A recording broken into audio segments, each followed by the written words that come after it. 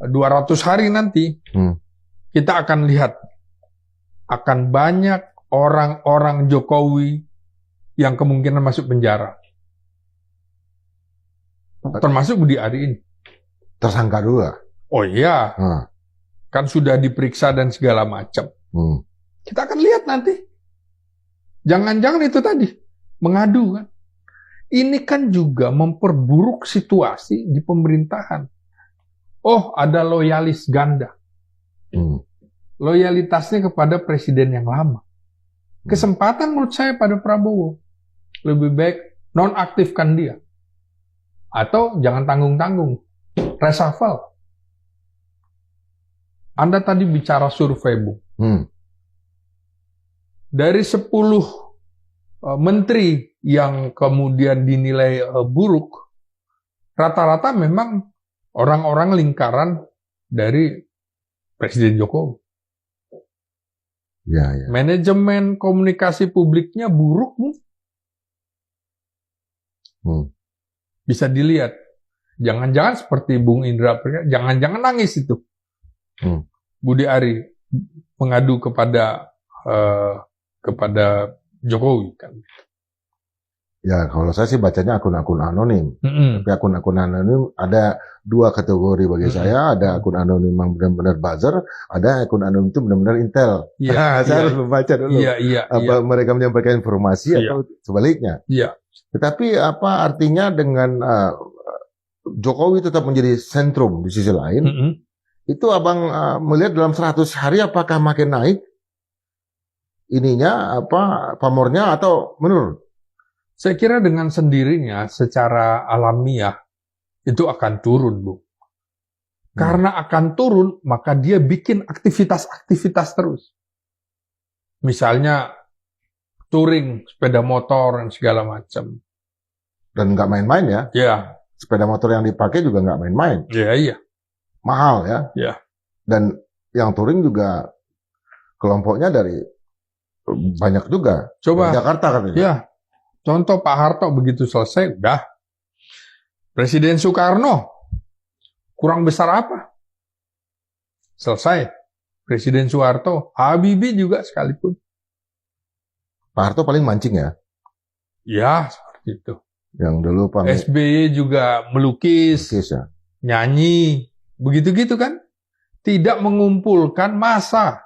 Ya. Ini kan mengumpulkan massa. Nah, menurut saya, ini juga tanda-tanda Jokowi akan terus melawan, Bu. Melawan? Melawan. Melawan, merawat dan melawan? Iya. Karena ada ambisi. Ambisinya adalah menjadikan anaknya yang tidak layak itu untuk jadi presiden. Ini harus kita tentang, Bu.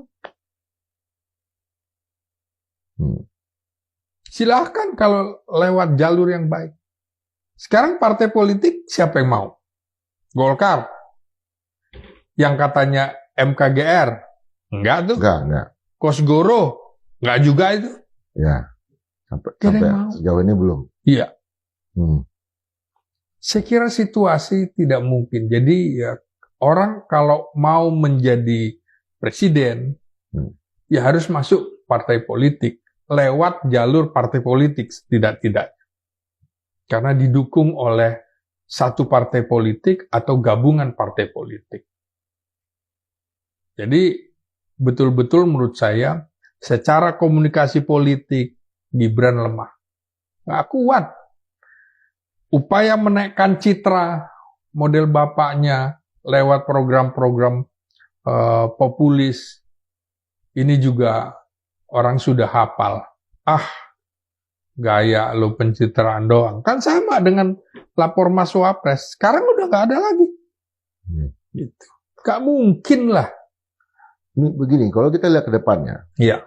Kalau kita baca nih, gerakan Pak Joko Widodo. Ada sekitar 80 lebih dari calon-calon kepala daerah yang dia endorse, itu terpilih. Termasuk Bobby ya. Iya. Bisakah misalnya 80 kepala daerah ini menjadi vehicle, menjadi kendaraan untuk mengaktifasi kehadiran Gibran yang banyak di daerah itu. Gibran banyak nanti ke ke Sumatera Utara. Gibran banyak ikut kegiatan di Jawa Tengah yang dimenangkan oleh siapa?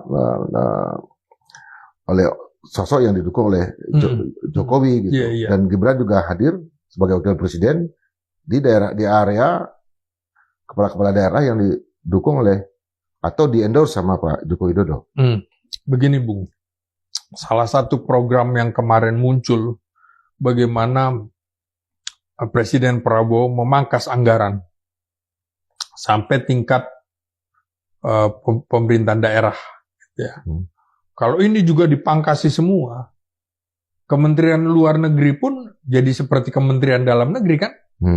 Mau bikin program keluar nggak bisa. Apalagi yang dilakukan di pemerintahan desa atau pemerintahan daerah maksud saya. Sulit juga bergerak. Nah, jadi ketika kemarin yang di-endorse oleh Jokowi menang, karena memang Bung, saat itu, pada saat pendaftaran, Jokowi masih jadi presiden. Pengaruh Jokowi masih kuat. Tapi begitu Jokowi sudah tidak jadi presiden, saya kira akan berubah tuannya. Tuannya menjadi tuan Presiden Prabowo, bukan tuan Jokowi lagi.